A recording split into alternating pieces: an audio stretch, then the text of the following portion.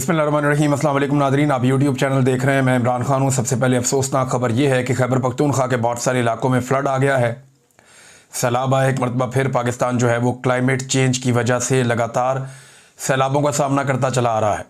माजी में 10 साल में 8 साल में एक आधा सैलाब आता था, लेकिन अब हम देखते हैं हर साल दूसरे साल यहाँ पे सैलाब आना शुरू हो गए हैं। इसकी एक वजह तो ये है कि क्लाइमेट चेंज हो रहा है, यहाँ पे बहुत ज़्यादा उसके असरात आ रहे हैं। हमने दरख्तों की बड़ी मैसिव कटिंग की है और पोल्यूशन में बहुत ज़्यादा इजाफा किया है। हवा के अंदर जो गैसेस का अखराज है वो पाकिस्तान की तरफ से और हमारे हमसाया ममालिक की जानिब से बहुत ज़्यादा है।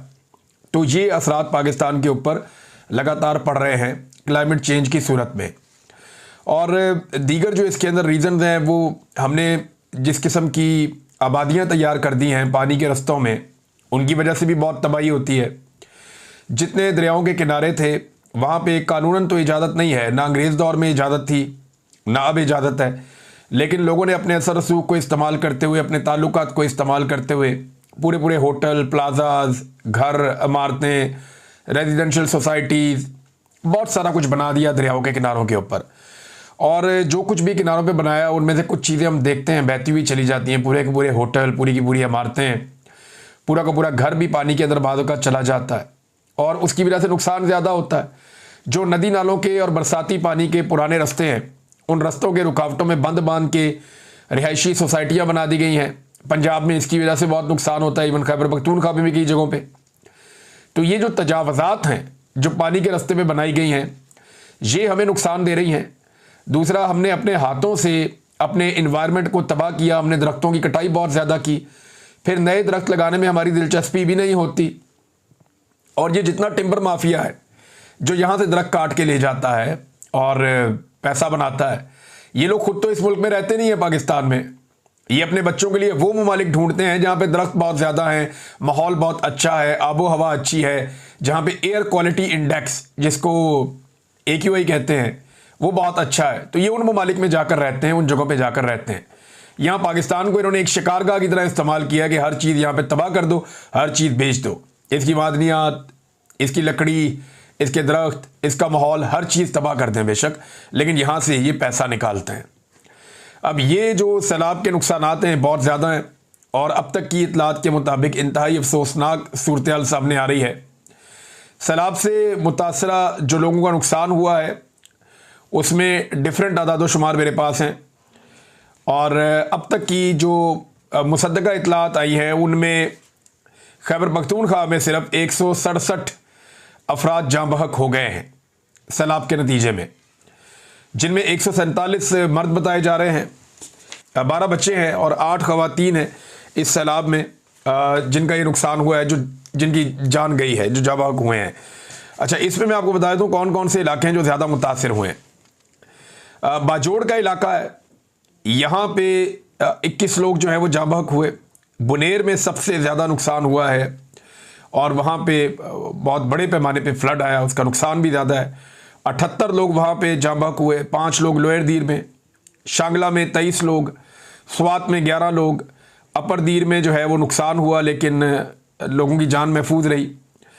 इसी तरह जो बटग्राम है वहाँ पे 15 और जो मानसेरा है वहाँ पे जो है वो 14 लोग जाँ बहक हुए हैं। तो टोटल 167 लोग अब तक जाँ बहक हो गए हैं, जबकि घरों को, स्कूलों को और दीगर इमारतों को भी जुज़वी तौर पे या मुकम्मल तौर पे काफ़ी नुकसान पहुंचा है। तो ये नादरीन सैलाब की सूरत हाल है। खैबर पख्तूनख्वा में एक हेलीकॉप्टर भी गिर गया। खैबर पख्तूनख्वा की हुकूमत का जो हेलीकॉप्टर था ये इमदादी सरगर्मियों में इस वक्त मसरूफ़ थे। कुछ जो है वो दूसरे हेलीकॉप्टर भी हैं इंतज़ामिया के जो रेस्क्यू करते हैं, वो भी मौजूद हैं। खैबर पख्तूनख्वा की हुकूमत का एक हेलीकॉप्टर गिरा, उसमें 5 लोग थे जो हमले के, वो जाँ बहक हो गए हैं और उसमें जो अली अमीन गंडापुर साहब हैं उन्होंने सोग का ऐलान भी किया है। तो इस वक्त मुश्किल सूरत हाल है खैबर पख्तूनख्वा में। सारे पाकिस्तान को सपोर्ट करनी चाहिए, मदद करनी चाहिए।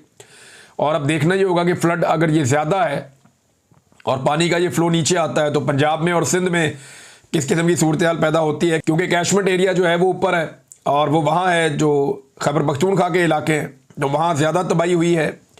आज से 2-3 साल पहले 2022 में बलूचिस्तान में बहुत तबाही हुई थी। वहाँ से जो है कोई सलमान से पानी नीचे उतरा था और बहुत ज़्यादा बारिश हुई थी। 70 घंटे तक एक बारिश तो लगातार हुई थी। तो अभी सारी की सारी गवर्नमेंट इसके ऊपर काम कर रही है। खैबर पख्तूनख्वा की हुकूमत ने इमरजेंसी लगाकर इस पे काम शुरू कर दिया है। लोगों को सपोर्ट करनी चाहिए अपने प्यारों की। जितने भी पाकिस्तानी इसमें मुतासिर हो रहे हैं, मेरी बाकी पाकिस्तानियों से गुजारिश है कि हम वतनों की मदद भी करें इस मुश्किल वक्त में। अभी जब बहाली का टाइम आएगा तो फिर इसका पूरा रोड मैप होगा, हम चीज़ें आपके सामने रखेंगे। नादरीन, सियासी लीडर्स की मकबूलियत के हवाले से मुख्तलिफ सर्वे आते रहते हैं। ये एक नया सर्वे एक आया है और ये सर्वे है रिपब्लिक पॉलिसी का। उन्होंने सर्वे ये किया कि लाहौर के अंदर शहरियों से पूछा कि सबसे ज़्यादा जो है वो मकबूल सियासी लीडर कौन है आपकी नज़र में। तो शहरियों ने इसका जवाब दिया है। ये जवाब मैं आपके सामने रखता हूँ, बड़ा इंटरेस्टिंग है। लाहौर में जुलाई 2025 में होने वाले सर्वे के मुताबिक जो लाहौर के शहरियों से सवालात किए गए, 56% लोगों के मुताबिक इमरान खान उनका सबसे मकबूल लीडर है, 56%। और उसके बाद दूसरे नंबर पे नवाज शरीफ साहब हैं और हालत उनकी ये है कि वो 17% पे रह गए हैं लाहौर में।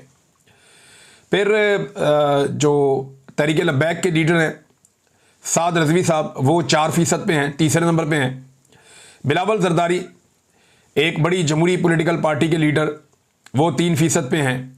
जमात इस्लामी 2% पे है, बाकी सियासी जमातें 2% पे हैं, जबकि 16% लोग ऐसे हैं जो किसी भी सियासतदान को पसंद नहीं करते। अब इमरान खान 56% के साथ सबसे आगे, यही तो प्रॉब्लम है पाकिस्तान की एस्टेब्लिशमेंट की और हुकूमत की।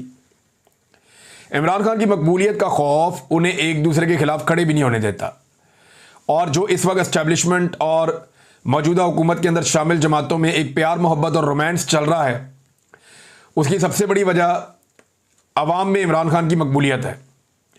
अगर इमरान खान साहब अवाम में मकबूल ना होते तो शायद ये इतना लंबा ना चलते।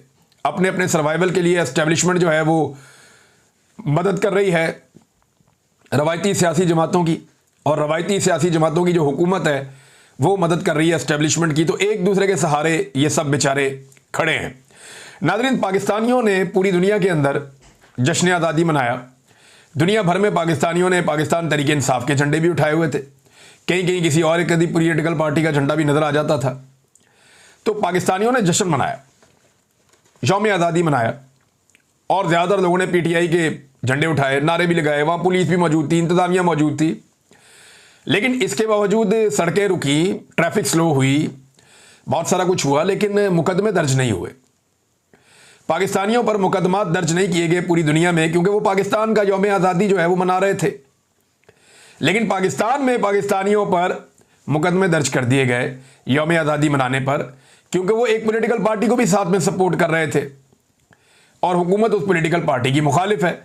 लिहाजा पाकिस्तान में मुकदमा दर्ज हो रहे हैं और पूरी दुनिया में नहीं हो रहे। और यौम आज़ादी किसका मनाया जा रहा है? पाकिस्तान का मनाया जा रहा है। पाकिस्तान में यानी ये जिसकी लाठी उसकी भैंस वाला सिस्टम है। ये एक और भी सड़क ब्लॉक हुई है, इसके ऊपर भी मुकदमा दर्ज करो। ये एक वीडियो आई है जो खैबर पख्तूनख्वा से आई है। DI खान 90 किलोमीटर 90 किलोमीटर दूर इससे जो है वो डेरा इस्माइल खान का शहर है, और ये 90 किलोमीटर जब लिखते हैं तो ये ज़िला कचहरी को लिखते हैं। तो बिल्कुल वज़ीर आला खैबर पख्तूनख्वा के ज़िले के बिल्कुल साथ ही मेन हाईवे मोटरवे के ऊपर ये अस्करियत पसंद दहशतगर्द जो है ये रक्स कर रहे हैं। TTP जो है वो वहाँ पे रक्स कर रही है, इंजॉय कर रही है। सवाल ये है कि इनको वहाँ लेकर कौन आया? सवाल ये है कि इन्होंने बॉर्डर कैसे क्रॉस किया? सवाल ये है कि ये हथियारों के साथ यहाँ दंदनाते कैसे फिर रहे हैं? सवाल ये है कि इनकी सहूलतकारी किसने की है? गंडापुर कई दफ़ा ये कह चुके हैं कि गुड तालिबान का एक मामला है। जब भी कभी हम कार्रवाई करते हैं तो हमें कहा जाता है ये अच्छे लोग हैं, इन्हें छोड़ दो। तो कहीं ये गुड तालिबान तो नहीं है? और अगर ये गुड तालिबान नहीं है और बैड तालिबान हैं तो फिर ये यहाँ क्या कर रहे हैं और ये यहाँ पहुँचे कैसे? और कोई भी कैसे किसी सड़क के ऊपर खड़ा होकर रक्स कर सकता है सड़क को बंद करके? और दिन दिहाड़े का टाइम है, आप अंदाजा करें, को रात का वक्त भी नहीं है। ये नाज़रीन सूरत हाल है पाकिस्तान में। अब पता नहीं ये वीडियो किस मकसद के लिए बनाई गई है और किस मकसद के लिए इसको वायरल किया गया है, लेकिन पाकिस्तान की सिक्योरिटी फोर्सेस की एक बड़ी नाकामी है कि जिन्होंने बॉर्डर कंट्रोल करना था वो दहशतगर्दों को कंट्रोल नहीं कर पाए। हालांकि पाकिस्तान ने अनाउंस किया था कि सारे दहशतगर्द पाकिस्तान से जा चुके हैं, पाकिस्तान में मैंने दहशतगर्दी क्लियर कर दी है, कोई दहशतगर्द पाकिस्तान के अंदर मौजूद नहीं है, हमारे पास कोई नो गो एरिया नहीं है। फिर इन लोगों को वापस कौन लेकर आया? इमरान खान पे इल्ज़ाम लगाते हैं आप मीटिंग्स के मिनट्स उठाकर देख लें। मुराद सईद 2022 से चीख रहा है कि इनको मत लाओ, इनको मत लाओ, इनको मत लाओ। शानदाना गुलजार कहती हैं कि जनरल बाजवा का यह मंसूबा था कि टीटीपी के लोगों को लाकर पाकिस्तान तहरीक इंसाफ को कमजोर करना है, फारग करना है 3 साल में।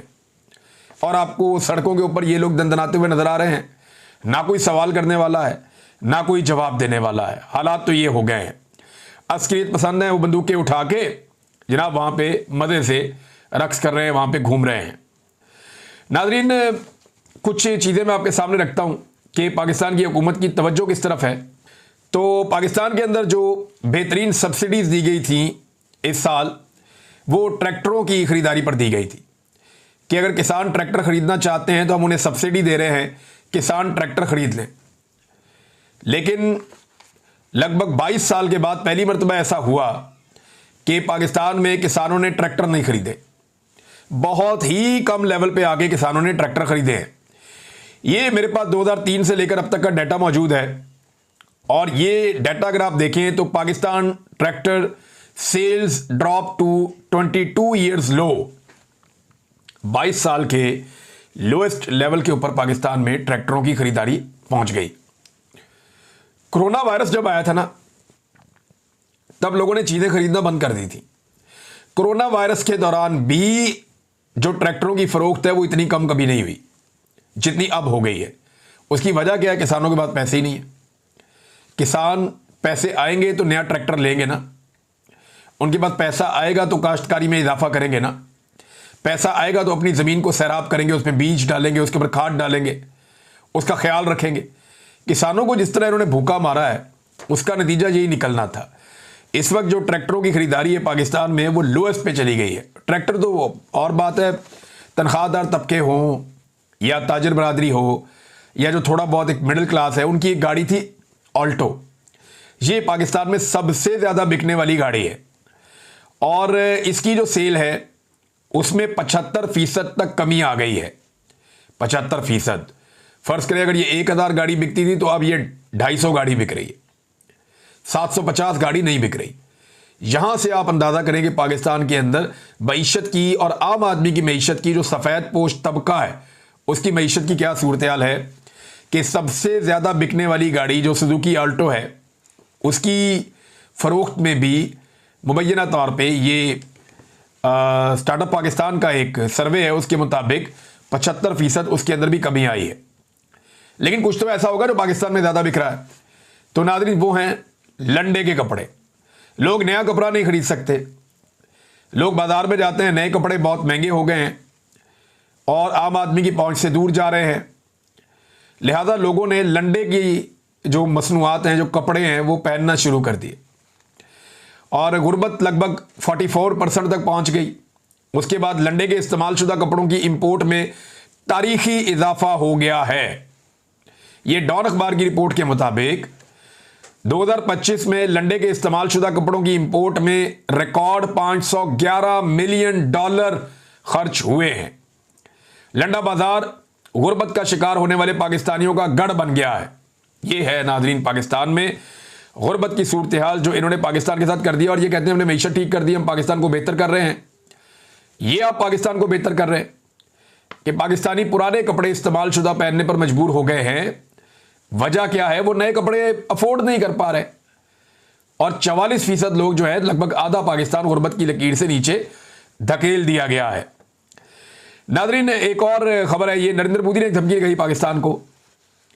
देखिए, पूरी कौम को एक जंगी जनून में तो मुब्तला किया हुआ है पाकिस्तान की मिलिट्री एस्टेब्लिशमेंट ने और सियासतदानों ने मिलकर, क्योंकि नरेंद्र मोदी की गलती की वजह से और उसकी भोंडी हरकतों की वजह से जो शख्स या जो लोग पाकिस्तान में मुंह नहीं उठा सकते थे, बात नहीं कर सकते थे, उनको भी जबान मिल गई और पाकिस्तान की एस्टेब्लिशमेंट को अमेरिका के करीब जाने का मौका भी मिल गया। अब अमेरिका से पाकिस्तान का फायदा तो इन्होंने लेना नहीं है, अपना जाती फायदा लेना होता है।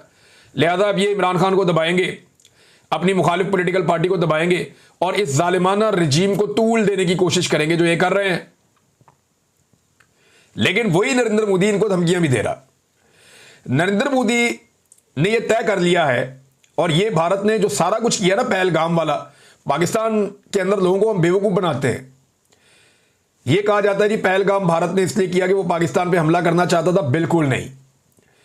भारत पाकिस्तान के साथ कोई जंग लड़ना नहीं चाहता। मेरा नहीं ख्याल कि वो इस तरह जंग लड़ेगा पाकिस्तान के साथ। आर्मी चीफ ने ठीक कहा है कि एक तरफ ट्रक आ रहा है जी, वो डंपिंग वाला, दूसरी तरफ जनाब वो मर्सिडीज आ रही है, एक टक्कर हो जाएगी तो नुकसान कितना होगा। भारत की इकॉनमी बहुत आगे जा रही है, उसके बाद बहुत पैसा है, वो तरक्की कर रहा है पाकिस्तान से बहुत ज्यादा तेजी से, पाकिस्तान नहीं कर पा रहा।